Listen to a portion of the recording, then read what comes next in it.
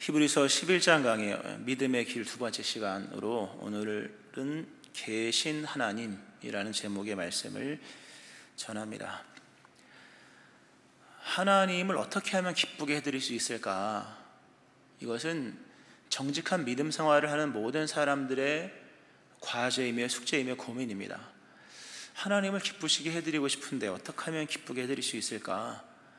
그런 중심을 가지고 막상 살아가지만 우리의 삶 속에서는 하나님의 기쁨이 되기보다는 좀 빗나간 화살처럼 잘못된 모습으로 믿음 생활을 할 때가 참 많습니다. 무엇을 하면 하나님을 기쁘시게 할 수 있을까? 정답은 바로 믿음입니다. 바른 믿음, 온전한 믿음으로 하나님을 기쁘시게 할 수가 있습니다. 그리고 오직 믿음으로만. 오늘 믿음이 없이는 하나님을 기쁘시게 하지 못하나니, 이 말은 믿음을 제외하고는 할 수 없다라는 그런 의미가 있는 말씀입니다. 자, 바른 믿음, 온전한 믿음이어야 믿음이 있으면 하나님을 기쁘시게 할 수 있는데, 그 온전한 믿음, 바른 믿음이라는 것은 어떤 믿음을 말하는 것일까? 너무 이 질문은 방대합니다. 온전한 믿음이 되기 위해서 뭘 어떻게 해야 됩니까? 라고 물으면 성경을 몇 번을 읽어야 되고 얼마큼 알아야 되고 교회를 몇 번을 나오고 이런 얘기로는 설명이 될 수 없는 질문이죠. 온전한 믿음이라고 하는 것은 초점을 인격적인 부분에 두어야 합니다. 하나님이 누구신지를 아는 것이 바로 믿음의 핵심입니다. 신앙은 하나님을 아는 즐거움입니다. 다른 것은 아닙니다. 하나님을 아는 즐거움, 이것이 신앙의 전부입니다. 교회를 몇 번 나왔냐? 몇 번 나온 게 왜 중요하냐? 하나님을 보러 왔기 때문에 중요한 것이 횟수가 중요한 건 아니지 않습니까? 하나님을 통해서 무엇을 얻고 말고는 이후의 것들이고, 하나님을 얼마만큼 잘 아느냐, 그리고 정말로 알아서 그분에 대한 것을 알면서 즐거워하느냐, 이게 바로 신앙입니다. 그분의 존재를 믿고 그분의 존재를 즐거워하는 것, 이게 믿음인데, 오늘 그것에 관해서 본문은 두 가지를 말씀을 합니다. 첫 번째가 하나님의 계심을 믿는 것이요, 두 번째는 하나님께서 자기를 찾는 자들에게 상 주시는 이심을 믿어야 할지니라. 이 두 가지가 끝입니다. 하나님을 어떻게 기쁘게 할 수 있을까요? 믿음이죠. 그럼 믿음은 뭡니까? 물어봤을 때 하나님께로 나아가는 자는 반드시 그가 계신 것과 또한 그가 자기를 찾는 자들에게 상 주시는 이심을 믿어야 할지니라. 이 두 가지. 두 가지만으로 하나님을 기쁘게 할 수 있다. 두 가지만으로 온전한 믿음이 성립이 된다라는 겁니다. 이 두 가지 말씀을 하나씩 전하겠습니다. 먼저 하나님의 계심을 믿는다. 계신 하나님, 반드시 그가 계신 것과 그가 존재하신다라는 겁니다. 먼저는 하나님이 살아 계시다는 걸 믿어야 됩니다. 하나님을 본 사람은 아무도 없습니다. 모세도 하나님을 본 적이 없고 아브라함도 하나님을 본 적이 없고 유일하게 하나님을 본 사람은 아담이죠. 그러니까 하나님을 어느 때나 본 사람이 없습니다. 그러므로 하나님을 보면 믿겠다고 말하는 사람들은 안 믿겠다고 말하는 거나 다름이 없는 것입니다. 하나님은 눈에 보이지 않지만 분명히 살아 계십니다. 그리고 우리 곁에 계십니다. 이거를 믿는 게 믿음입니다. 이것을 전제하고 난 이후에 나머지 것들이 성립이 되는 것입니다. 자, 근데 여기서는 중요한 게 있습니다. 하나님의 계신 하나님을 어떻게 설명할 수 있을까? 고민이었습니다. 반드시 그가 계신 것과 하나님의 살아계심을 믿어야 할 것인데, 그 하나님의 살아계심을 어떻게 설명할 수 있을까? 참 어렵더라고요. 그래서 하나님 앞에 이제 묵상을 하면서 하나님의 계심을 어떻게 설명할 수 있을까요? 라고 묵상을 하는 중에 번뜩 주시는 하나님의 감동의 말씀이, 그것은 설명되는 게 아니라 믿는 거다. 입증하려는 접근의 설교를 하는 것이 아니다. 믿음으로만 믿을 수 있는 것이 설명될 수 있는 것이 아니다 라는 말씀을 하셨습니다. 하나님의 계심을 선포할 수는 있습니다. 하나님의 계심을 외칠 수는 있습니다. 그러나 그것을 설명하기란 쉬운 게 아닙니다. 더 나아가 입증의 개념으로서 하나님의 살아계심을 입증하려는 시도 자체는 성경에 맞지가 않습니다. 왜 하나님의 살아계심을 이해하라, 또는 하나님의 살아계심을 뭐 확인하라 뭐 이런 얘기를 하지 아니하시고 믿으라고 말씀하셨을까? 하나님의 살아계심은 어떤 것으로도 입증할 수 있는 것이 아니기 때문입니다. 오직 믿음으로만 되어지는 것이죠. 성경도 하나님의 계심을 입증하려고 하지 않아요. 계신 것 자체를 깔고 들어가는 거예요. 하나님은 계신 것을 전제로 하고 그 다음부터 하나님이 천지를 창조하셨다, 이렇게 이 말씀이 전제가 되죠. 물론 여러 가지 방법을 통해서 하나님의 계심을 설명할 수도 있고 입증할 수도 있습니다. 그러나 오히려 그러한 시도가 여러 오류를 불러올 수 있다는 것을 아셔야 됩니다. 하나님의 계심을 입증하려는 시도는 무지장 많았습니다. 그러나 그 입증의 증거물이 많은 만큼 오류도 많이 발생했다는 거죠. 그런 시도 중에 대표적인 것이 이 세상을 하나의 원인과 결과, 즉 인과적인 질서의 개념 속에서 이 세상의 최초의 원인이 뭐냐, 마치 도미노가 쫘르르 무너지듯이 역사는 흘러가고 역사는 전개되는데, 도미노가 쓰러지면 바로 전개 쓰러뜨린 거고 전개 쓰러뜨린 거고 또 전개 그러면 최초의 도미노, 최초의 것을 무너뜨린 그 원인자가 있으니 바로 그분이 계시지 않겠냐? 물론 맞죠. 그래서 하나님을 최초의 원인자, 즉 인과적 질서의 세계로 이 세상을 바라보면서 오늘이 오기까지 그 오늘의 원인되는 어제의 원인되는 그저께 뭐 이래서 결국 누가 역사를 시작하셨느냐라는 접근 속에서 제1원인자, 최초의 원인, 제1원인자라고 하는 그런 개념으로 접근을 했던 사람들이 많습니다. 뭐 토마스 아퀴나스 이런 교부들도 이렇게 얘기를 했는데요. 근데 문제는 맞죠. 제1원인이 있기 때문에, 원인자가 있기 때문에 뭐가 시작이 된 건 맞지만 여기서 반박이 가능하잖아요. 그러면 그 원인자가 하나님이냐? 원인자가 있는 건 뭐 논리적으로 맞는 말이지만 그 원인자가 하나님이냐라는 걸 뭘로 알 수 있냐라는 거죠. 그러니까 이런 논리적인 얘기를 가지고 하나님의 계심을 입증하려고 하는 것은 불가능한 얘기입니다. 그러니까 설명, 쉽게 이해하고 밝히 증거하는 이런 설명의 개념으로 이해가 가능하지만 세상의 모든 설명들은 다 반박이 가능하다. 그리고 하나님의 살아계심을 증거하는 여러 간증도 있고 여러 객관적인 이야기가 많이 있으나 객관적인 사실들이 주관적인 것을 이길 수는 없습니다. 아무리 많은 증거를, 명백한 객관적인 증거를 제시한다 할지라도 내가 끝내 부인한 이상 적어도 내 세계 속에서 하나님의 계심에 대한 입증은 성립될 수가 없는 겁니다. 그러니까 믿음은 굴복이 아니잖아요. 여러 증거들을 가지고 내 말이 맞지, 굴복시킬 수는 있어도 믿게 할 수는 없는 겁니다. 신앙은 굴복이 아니고 강요되지 않습니다. 신앙은 그러니까 강요하지 않아요. 다만 진리를 제시할 뿐이죠. 그러니까 신앙은 굴복이 아닙니다. 안 믿으려는 사람을 믿게 할 수 있는 객관적인 증거들은 없습니다. 그러니까 결국 믿어진다, 안 믿어진다 할 때 증거의 부족도 아니며 객관성의 결여도 아니고 입증의 어떤 미약함도 아니라 결국 내면의 불신의 문제라는 거죠. 하나님에 대한 믿음, 특히 계심에 대한 믿음은 믿음으로만 가능합니다. 그냥 믿으셔야 돼요. 지식의 한계에 다다라서 이제 내 지식의 한계 속에서 내 지적사고를 포기하고 드디어 믿겠습니다. 글쎄요, 그게 믿음일까?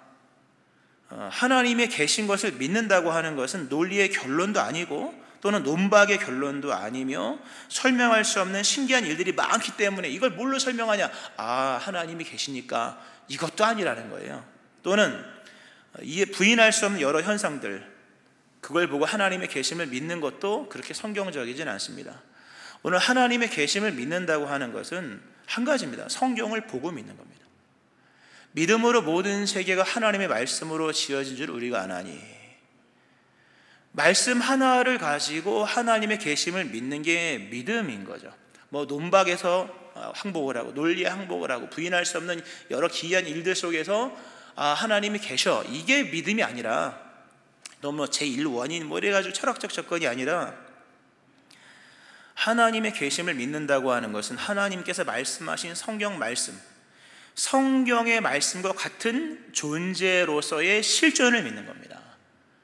하나님이 계심을 믿을 때 계시지, 이게 믿음이 아닌 거예요. 성경이 말씀하는 그분, 자신의 실제로 계심을 성경을 통해 말씀하신 그 하나님을 믿는 것이 믿음이에요.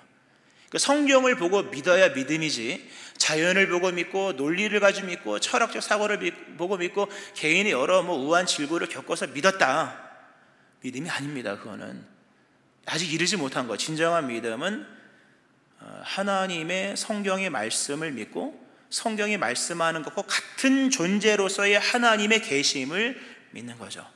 어려운 얘기 같으나 성경을 보고 믿으라, 그런 얘기입니다. 그리고 하나님의 계심을 믿는다고 하는 것은, 성경은 믿음을 동사로서 확인합니다. 믿음은 명사하지만 믿었다면 동사가 나올 것인데, 하나님의 계심을 믿는다고 하는 것은 동시에 그분이 여기 계심을 믿고 계시기 때문에 그분을 의식하는 거죠. 아무도 없을 때는 자유롭잖아요. 그러나 CC 카메라 하나만 달아놔도 사람이 의식을 하고 다른 행동을 하는 것처럼, 하나님의 계심을 믿는다고 하는 것은 그분의 여기 계심을 믿고 성경과 같은 하나님의 계심을 믿고 그분을 의식하고, 그리고 의식함으로 의식적인 행동을 하는 거죠. 그런데 임의적인 것이 아니라 성경적 행동을 하는 거예요. 이게 믿음인 거예요, 여러분. 누가 날 지켜보고 있으니까 조심해야지, 이게 아닌 거죠. 하나님이 나와 함께 하시니까 조심해야지, 이게 믿음이 아니라 하나님이 함께 하시니 의식을 하고 성경을 따라 행동하는 것까지 포함된 말씀이 계신 하나님에 대한 믿음이다. 오늘 에녹이 나오죠. 에녹이 300년을 동행했다. 창세기 4장에 좀 상세하게 나오죠. 하나님과 동행했대요. 300년을 동행했대요. 하나님을 못 봤거든요. 보이지 않는 하나님과 어떻게 동행했을까? 원문의 개념은 함께 걷다라는 건데, 보이지도 않는 하나님과 어떻게 동행했을까? 그것은 하나님을 의식하는 삶을 살았다 하는 겁니다. 하나님을 의식하는 삶을 살고, 그리고 하나님이 기뻐하시는 것을 행하고 반대로 하나님이 싫어하시는 것은 행하지 않는 것, 철저하게 모든 삶의 일들을 하나님이 계신 것을 인정하고 의식하고 그렇게 살아가는 삶을 살았다 하는 거예요. 이게 하나님의 계심을 믿는 거예요. 그러니까 여러분의 믿음이 성경을 가지고 믿는 믿음이어야만 합니다. 계신 하나님, 마귀도 하나님의 계심을 믿잖아요. 근데 그건 믿음이 아니듯이 성경과 동일한 모습으로 실제로 계시는 하나님, 이 하나님 믿는 믿음이 있기를 바랍니다. 이어서 자기를 찾는 자들에게 상 주시는 이심을 믿어야 할지니라. 믿음이 없이는 하나님을 기쁘시게 하지 못하나니 하나님께로 나아가는 자는 반드시 그가 계신 것과 설명될 수 없는 것, 그러므로 하나님은 계십니다라는 것이 가장 확실한 메시지이므로 거기에 아멘을 해야 될 것이고, 이어지는 말씀, 자기를 찾는 자들에게 상 주시는 이심을 믿어야 할지니라. 이게 무슨 내용일까? 계신 하나님이 1번이라면 자기를 찾는 자들에게 상 주시는 하나님은 2번입니다. 근데 1번과 2번은 하나고, 2번 자기를 찾는 자들에게 상 주시는 하나님은 1번의 하나님이 어떠한 하나님인지를 설명해 주는 이게 부연 같은 거예요. 두 개는 결국 하나다. 어렵게 얘기했습니다만, 디모데후서 2장에 보면 우리는 미쁨이 없을지라도, 신실함이 없을지라도 주는 항상 미쁘시니 자기를 부인하실 수 없으시리라.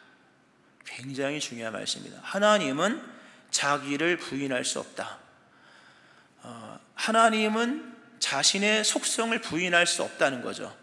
그 시간, 그 자리, 그 행하심까지 포함되는 하나님 여호와께 감사하라. 왜? 그는 선하시다. 그분의 선하심은 그분의 선한 행위로까지 이어지는 거예요. 바로 그러한 맥락에서 오늘 지금 두 번째 말씀을 이해해야 됩니다. 좀 어렵게 설명하면, 계신 하나님, 무엇을 하고 있을까? 계신 하나님은 자기 존재에 합당한 행동을 하신다. 하나님 계시죠. 그럼 계셔서 뭐 하시냐? 꽃다는 보리자리 같이 가만히 계실까? 종교에서 그냥 천년만년 앉아만 있는 그런 하나님일까? 그런 하나님이 아니라 뭔가를 하시는 하나님이신데, 그 뭔가를 행하시는 내용 자체가 하나님의 속성과 일치하다. 계신 하나님은 계신 곳에서 자기 존재의 속성과 합한 행동을 하신다. 즉 성경과 동일한 행동과 역사를 행하신다. 믿음이라고 하는 것은 하나님의 계심을 믿을 뿐만 아니라 그분의 행위도 믿는 겁니다. 그리고 더 나아가서 그분의 행위를 통해 그분의 존재를 이해하는 것입니다. 그분의 행위, 아들을 보내신 행위를 통해서 그분이 어떤 분이신지를 아는 것이고 그분이 어떤 분이신지를 나와의 관계 속에서 아는 거죠. 결론은 뭡니까? 아, 저분은 정말로 나를 사랑하시는 분이구나, 이렇게 연결되는 거예요. 할렐루야. 하나님을 믿는다는 거, 오늘 이 히브리서 11장 6절 말씀 다 외울 겁니다. 워낙 많이 들어서 정확히 못 외워도 풍어는 읊을 겁니다. 하나님께로 나가는 자는 반드시 그가 계신 것과 또한 자기를 찾는 자들에게 상 주시는 이심을 믿어야 하시리라. 이 말씀 다 알죠? 다 알고 다 믿고 있다고 생각을 하는데요, 중요한 것은 그 하나님의 계심, 내 삶의 계심, 그리고 내 삶에서 행하시는 하나님의 행위를 인정을 해드리는 거죠. 어떤 것으로? 선하신 것으로. 특별히 히브리서 11장 우리가 지금 보고 있는데요, 이게 큰 주제가 믿음의 길이지 않습니까? 우리 이 본문을 하나님은 계시다, 그리고 찾는 자에게 상 주신다, 이걸 예배 구도 속에서 자꾸 이해를 하려고 하는데 밖으로 끌고 나와서 이 얘기를 해야 될 내용입니다. 이 본문은 우리가 하나님은 성전에 계시니 성전에 가서 예배 드리는 자의 예배를 받으시고 상을 주실 거야, 물론 맞는 말씀이지만 히브리서 11장에서의 이 말씀의 내용은 교회의 예배의 예전 예식 속에서 우리의 예배를 이해하고 더 은혜 받고 열정을 내게 하기 위한 말씀이 아니라 우리의 삶 속에서 그걸 믿어야 된다라는 겁니다. 하나님은 성전에 계시니까 예배하면 예배를 받으셔, 그거 다 알죠. 그러나 그 얘기가 아니라 진짜로 하나님을 기쁘시게 해드리는 믿음은 여러분의 삶으로 끌고 가야 되는 거죠. 하나님이 어디 계시냐? 내 인생의 한복판에. 뭘 하시냐? 자기를 찾는 자들에게 상 주시는 이시다. 즉 내가 하나님을 찾고 있으니, 믿음은 하나님을 찾는 거잖아요. 내가 하나님을 찾고 있으니 나에게 상을 주시는 하나님이시야. 그리고 그 상은 오늘도 유효하고 지금도 주어지고 있어. 이걸 믿는 게 믿음인 거예요. 그리고 그 삶에 대한 얘기를 좀 더하면 사람의 삶은 다 다르잖아요. 그러니까 누구랑 비교하는 게 아닌 겁니다. 아, 저 사람이 예수 믿어 복 받았대, 나도 예수 믿으면 복 받겠지. 절대 그런 게 아닙니다. 저 사람의 삶의 상황과 정황이 다르기 때문에 하나님이 붕어빵 찍듯이 만드는 게 아니라는 거죠.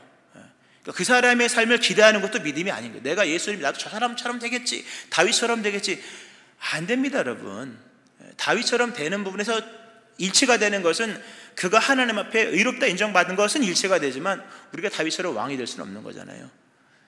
그러니까 누구를 부러워하고 나도 저 사람처럼 예수 믿으면 되겠지, 이게 아니라 그냥 오늘 내 삶의 그냥 일반 현실 속에서 누구와도 중첩되지 않는 개인의 삶 속에서 계신 하나님을 믿고 내 삶에서 나의 삶을 상 주시는 하나님을 믿는 것, 이게 하나님을 기쁘시게 하는 믿음이다라고 하는 거예요.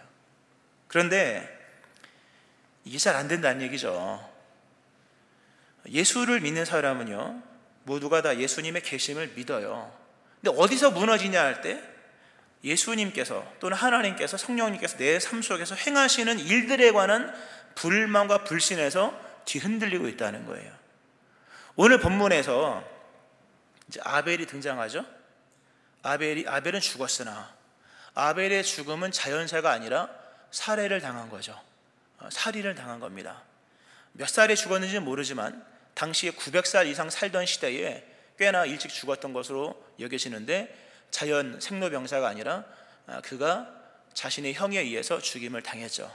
그러므로 아벨 얘기를 하기 전에 가인 얘기를 먼저 하면서 가인의 믿음과 우리의 믿음을 한번 대조하여서 우리의 믿음의 모습이 얼마나 허상적인가, 얼마나 이 예전 예식적인가, 즉 교회 중심적인 신앙인가, 물론 중요하지만 우리의 삶 속에서 적용되지 않는 그런 불신앙의 모습을 좀 보려고 합니다. 가인이 하나님 앞에 창세기 4장에 제사를 지냅니다. 아벨도 제사를 지냈는데 하나님께서 가인의 재물 연납하지 아니하시고 아벨의 재물 연납하셨습니다. 가인이 몹시 기분이 나빴죠. 그래서 이제 이야기가 더 복잡해졌죠. 가인의 예배가 연락되지 않았다는 것보다 더 심각한 가인의 문제는 하나님의 결정에 대한 가인의 반박이었다. 불신앙이 뭔지를 잘 보고 이해하고 들으셨나요? 불신앙이 뭐냐? 가인이 하나님을 믿었기 때문에 예배를 드린 거잖아요. 그렇죠? 하나님이 안 계셨다고 믿었으면 예배도 안 드렸을 겁니다. 그도 이 다듬지 않은 돌을 하나씩 쌓으면서 하나님의 계심을 인정했고, 그리고 예배를 드렸는데, 문제는 계심을 믿는 것에서는 성공을 했지만 하나님이 행하신 일에 대해서는 불신했다. 불신했다기보다는 불만족이었다. 근데 결국 그게 불신이죠. 하나님께서 아벨의 예배를 받으셨습니다. 그건 하나님의 선택이에요. 하나님의 주권이에요. 우리는 하나님의 주권을 인정한다 하는데 그건 하나님의 선택을 인정하는 것이고 하나님의 선택의 영역 속에서 하나님께 자유를 드리는 것입니다. 즉 하나님께서 가인의 예배를 안 받으시고 아벨의 예배를 받으셨습니다. 근데 이것을 가인은 하나님의 선택으로 여기지 아니하고 또는 하나님의 구별적인 연합이라고 여기지 아니하고 하나님의 차별 대우로 여겼다는 거예요. 하나님의 선택을 하나님의 차별로 여기는 성도들이 의외로 많습니다. 저 사람이 예수 믿어 저만큼 됐대. 근데 나는 뭐냐? 차별 대우하는 거냐? 아닙니다. 그거는 하나님의 선택일 뿐인 거예요. 하나님의 주권이지 차별 대우가 아닌 것인데 또는 구별인 거예요. 하나님은 거룩하기 때문에 받으신 것이고 이런 것인데 하나님의 구별 또는 하나님의 선택에 대해서 차별 대우라고 여기고 더 나아가서 차별이 아니라 차등하신다. 사람을 차등하시다니 결국 나보다 더 위에 있는 아벨을 죽이는 거야. 죽여야지 죽인 거죠. 그러니까 하나님의 결정에 대한 반박을 끝내 굽히지 않고 하나님이 선택하신 그 아벨을 쳐 죽였다. 하나님에 대한 반박으로서 아벨을 죽인 겁니다. 가인이 정말 믿음의 사람이었다면 하나님의 계심을 믿을 뿐만 아니라 하나님의 그 이해할 수 없는 하나님의 차별 대우를 잘 받아들였어야 된다는 거죠. 이해할 수 없는 하나님의 선택을 받아들였어야만 하는 거예요. 그걸 기쁘게 기쁘게는 아닐지라도 그냥 말없이라도 받아들였어야 하는데 하나님의 이유 있는 그러나 우리는 이해할 수 없는 하나님의 선택을 차별 대우로 여기고 그 하나님의 이해할 수 없는 차별 대우를 못 받아들였다는 거죠. 그 하나님에 대한 반역으로 아벨을 쳐 죽인 겁니다. 이게 불신앙이다 하는 거죠. 여기 계신 분들 중에 하나님의 살아계심을 부인할 사람이 누가 있겠습니까? 물론 말씀드린 것처럼 과연 그 하나님의 계심이 성경이 말씀하는 존재의 실존으로서 하나님의 계심을 인정하는 거냐라는 것도 체크를 해봐야 되겠습니다만 만약 그것이 성립됐다 할지라도 하나님의 계심을 믿는 다수의 크리스찬들 중에는 하나님의 행하심에 대해서 불신하고 반박하는 불신앙적인 삶을 살아가는 사람들이 의외로 많다는 겁니다. 오늘 본문을 이렇게 묵상을 하면서 말씀을 준비하면서 이 본문은 어떻게 아벨과 에녹을 비교하냐 이런 생각이 들더라고요. 아벨과 에녹을 비교해놓고 한데 묶어서 설명을 합니다. 너무 심한 것이 아닌가. 왜 심하냐 보세요. 에녹은 죽지 않고 옮겨졌습니다. 에녹은 365세를 살았어요. 65세에 무드셀라를 낳고 300년을 주님과 동행하면서 하나님이 얼마나 기뻐하시기 너는 죽지 마 해가지고 하나님께서 그를 죽지 않게 옮기셨다. 하나님이 그를 옮기심으로 다시 보이지 아니하였다. 그래서 안 죽었어요. 하나님이 죽지 않게 옮기셔가지고 하나님이 데려가셨어요. 근데 이런 에녹과 달리 아벨은 죽었잖아요. 죽는 것도 제명에 살다 죽는 게 아니라 돌에 쳐 죽여서 들에 나가서 형에 의해서 살해를 당해서 죽은 겁니다. 이 두 개가 동시에 등장했다는 게 굉장히 중요한 거예요, 여러분. 그런 생각이 들어요. 이 에녹과 아벨을 함께 비교해 놓고 보면서 그런 질문이 생기더라고요. 하나님, 계신 하나님이시죠? 계신 하나님이지. 그리고 하나님, 가인이 아벨을 쳐 죽일 때 아벨이 가인에 의해서 쳐 죽임을 당할 때 거기 계셨죠? 있었지. 당연히 계셨죠. 다음 질문이 나오죠. 당연히 거기 계셔서 뭐 하셨습니까? 나오는 거예요. 이 질문은요. 계셨죠? 있었지. 거기서 뭐 하셨습니까? 너무 하나님을 몰아붙이는 질문인 것 같죠? 질문이 나오죠. 질문이 더 나오죠. 에녹을 죽지 않게 옮기신 하나님이시라면 아벨을 왜 안 옮기셨습니까? 또는 가벨을 왜 멀리 안 옮기셨습니까? 이런 질문이 등장을 하죠. 당연히 하나님께서 뜻밖의 대답을 하시는 것을, 그러니까 물론 다 묵상이고 감동 속에 받은 것입니다만 하나님이 그런 뜻밖의 말씀을 하십니다. 나는 아벨에게 줄 상을 준비하고 있었다. 나는 아벨에게 줄 상을 준비하고 있었다. 우리 생각에는 가인을 쫓아내든지 아벨을 피하게 하시든지 뭔가를 행하셨어야 할 것 같은데 하나님은 그 상황 속에서 살인자 가인을 막으시는 것이 아니라 아벨에게 상을 주고 계셨다. 가인을 최초의 살인자 되게 하심이 아니라 아벨을 최초의 순교자가 되게 하셨다. 아벨은 상을 받았습니다. 최초의 순교자. 기독교의 역사는 피의 역사인데, 피로 말미암아 전개된 역사라고 해도 과언이 아닌데 최초의 순교자가 아벨입니다. 그 당시에 수많은 사람이 900 몇 세까지 살다가 다 죽어요. 그냥 죽습니다. 근데 아벨만큼은 의인의 죽음이었고 순교자의 죽음이었고 그리스도의 모형입니다. 예수님이 장차 어떻게 죽으실 것인가에 대한 모습을 실제로 보여주었던 예수 그리스도의 모형이죠. 좀 더 깊이 심도 있게 얘기를 하면 아벨의 순교는 하나님의 공의를 이 땅 가운데 실현하는 충분한 정당한 명분이 되었다는 거예요. 노아 홍수로 온 세상을 쓸어버릴 명분이 어디서부터 시작이 되었다고 생각하십니까? 물론 선악과를 따먹은 것이지만 의인의 죽음이라는 이런 순교라고 하는 것은 하나님의 역사의 개입에 정당한 명분이 됩니다. 심오한 얘기죠. 하나님 계셨죠? 뭐 하셨습니까? 아벨이 죽을 때 나 있었지. 나는 아벨에게 줄 상을 준비하고 있었다. 이 하나님께서 말씀하신 말씀이었습니다. 우리는 하나님의 계심을 다 인정을 하죠. 그런데 계심은 인정하지만 내 삶에서 행하시는 하나님의 행위가 너무 싫은 거예요. 하나님의 이해할 수 없는 그 차등적이고 차별적인 역사가 마음에 들지 아니하므로 하나님을 반박하고 가인처럼 행하는 모습이 참 많다는 거죠. 우리는 하나님께 묻습니다. 하나님, 그때 그 일을 아시죠? 알지? 그때 계셨죠? 옆에 있었지? 그때 제가 기도한 거 아시죠? 기도했지? 뭐 하셨습니까? 이거 우리가 다 묻는 질문이잖아요. 다. 그토록 기도했을 때 하나님은 왜 그때 그 일을 막지 않으셨습니까? 왜 내 인생에 가인을 내버려 두셨습니까? 산을 옮긴다고 말씀하셔서 기도했는데 왜 산을 옮기지 아니하시고 나로 하여금 험산을 지나가게 하십니까? 그때 하나님께서 하시는 말씀은 의외의 대답입니다. 그러나 방금 말씀드린 대답, 그때 나는 너에게 줄 상을 준비하고 있었다. 나는 너에게 상을 준비하고 있었다. 그 일이 있어야 네가 상급을 받는다. 그 일이 있어야만 네가 믿음의 길을 간다라는 말씀을 하십니다. 이 하나님의 역사입니다. 이거를 믿으라는 거예요, 여러분. 이 사실을 믿는 믿음으로 하나님을 기쁘시게 하는 것이 우리의 삶의 얘기는 제쳐두고 도식적인 환경 속에서 계시고 받으시고 이런 얘기가 아니라는 거죠. 우리의 삶 속에 계신 하나님, 그리고 그분의 행하심은 나의 삶에는 불이한 것 같으나 그분은 그분의 존재와 존재의 행위가 일치하시니 그분의 선하심은 그분의 선한 행위로서 내 삶에서 지금도 이어지고 있다. 이 믿음의 길을 축원합니다. 본문에 나온 아벨과 에녹 두 사람의 생을 좀 대조해 보면 결말이 완전히 달라요. 완전히 다르죠. 완전히 아벨은 살해를 당했고 에녹은 죽지 않고 올라갔습니다. 근데 이것을 이 완전 극과 극의 극단의 삶의 모습을 한 군데 버젓이 서술하고 있다는 것이 중요합니다.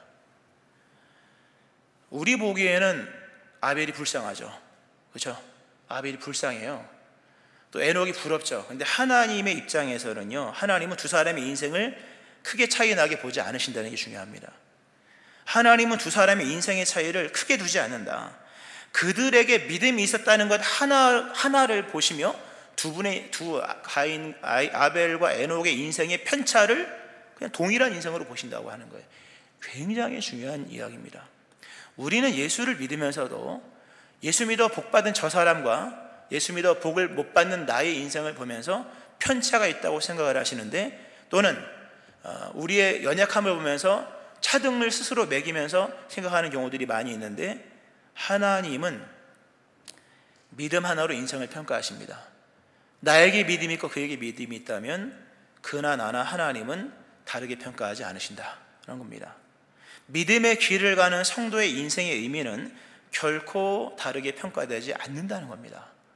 그 사람이 예수를 믿어 땅에서 복을 많이 받고 나는 예수를 믿었으나 복도 못 받고, 우리 보기에는 어떤 편차가 큰 것 같으나 하나님은 아벨과 에녹의 인생의 편차를 두지 않으신다라는 거예요. 아멘 하시기 바랍니다. 여러분의 인생과 그 누구 잘된 어떤 누군가의 인생의 편차를 두지 않으신다는 거죠. 예수를 믿어서 그가 이롭게 되었다면 오늘 보면 아벨은 하나님께 의로운 자라 하시는 증거를 하나님께 받았고, 에녹도 하나님을 기쁘시게 하는 자라 하는 증거를 받았고, 하나님께 증거를 받았다는 부분에서 둘의 인생은 편차가 없다는 거예요. 우리는 때때로 예수를 믿으면서 가인의 후예들의 이야기를 부러워할 때가 있습니다. 가인의 후예 이야기를 창세기 4장에서 보세요. 잘나가죠. 성을 쌓고 아들의 이름으로 성에 명칭을 붙이고 문화의 아버지고 건축 이런 번영의 삶을 살지만, 영웅도 등장하지만 성경은 그들의 믿음을 하나님께서 기뻐하지 않는다. 단 한 번도 그들의 인생을 기뻐했다는 말씀이 나오지 않습니다. 오늘 본문 말씀에 굉장히 중요한 말씀, 아벨이 죽었으나 믿음으로서 오히려 말하느니라.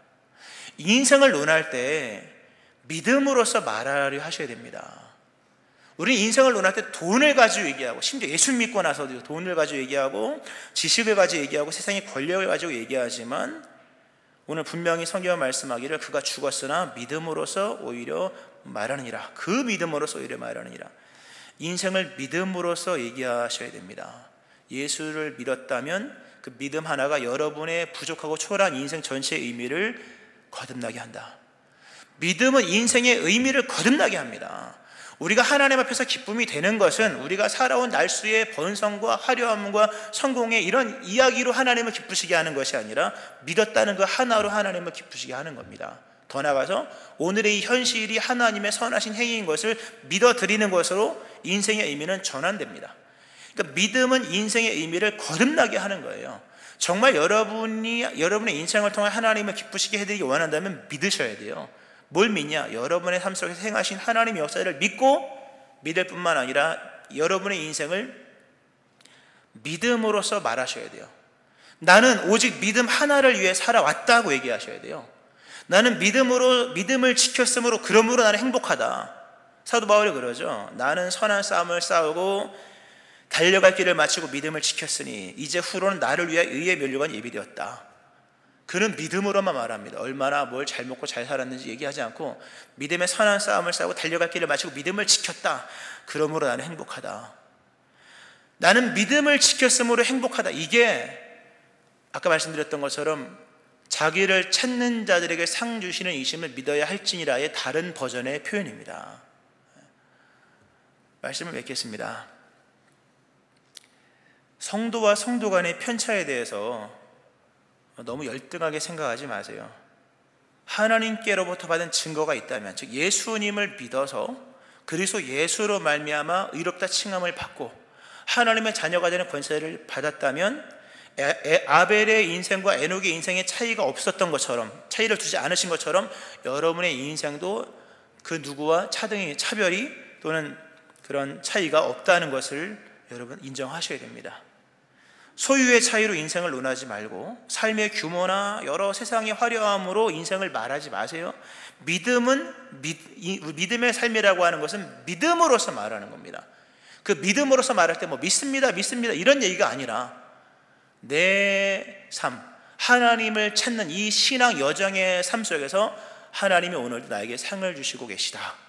이것을 믿는 믿음이 하나님을 기쁘시게 하는 것입니다. 결론을 내리면서요, 그러므로 하나님을 찾으세요. 하나님을 찾으라. 믿음의 길을 계속하라. 하나님을 찾으라. 평안해도 하나님을 찾고 힘들어도 하나님을 찾아야 합니다. 살아가는 인생의 모든 여정 속에서 내 곁에 계신 하나님을 찾는 겁니다. 이 믿음의 길을 가는 것입니다.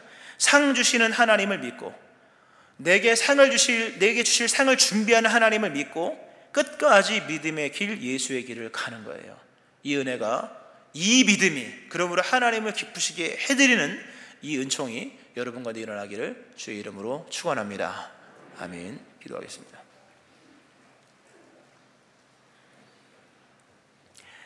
하나님 아버지, 믿음이 없이는 하나님을 기쁘시게 할 수 없는 것인데, 하나님께로 나아가는 자는 반드시 그가 계신 것과 또한 그가 자기를 찾는 자들에게 상 주시는 이심을 믿어야 할지니라 말씀하신 하나님, 계신 하나님을 믿습니다. 그리고 이제는 하나님을 찾는 신앙의 여정을 살아가는 우리의 인생 속에 하나님이 주시는 상급을 믿으며 상 주시는 하나님을 믿습니다. 하나님 아버지, 되묻고 싶은 인생의 순간들이 참 많이 있으나 오늘 이 말씀으로 하나님의 음성을, 하나님의 대답을 들으며 나는 그때 너에게 상을 주려고 준비하고 있었다, 이 말씀을 믿는 믿음 안에서 이제뿐만 아니라 이후로도 주를 믿는 믿음의 길을 가기를 원합니다. 평안할 때도 주를 찾는 믿음의 길을 가게 하시고, 어렵고 힘들 때 도저히 이해할 수 없는 하나님의 차별적인 선택 같은 상황일지라도 믿음의 길을 가는 저희를 되게 하여 주옵소서. 이 믿음의 길, 예수의 길을 가는 저희를 되게 하시기를 원하오며 예수님 이름으로 기도합니다. 아멘.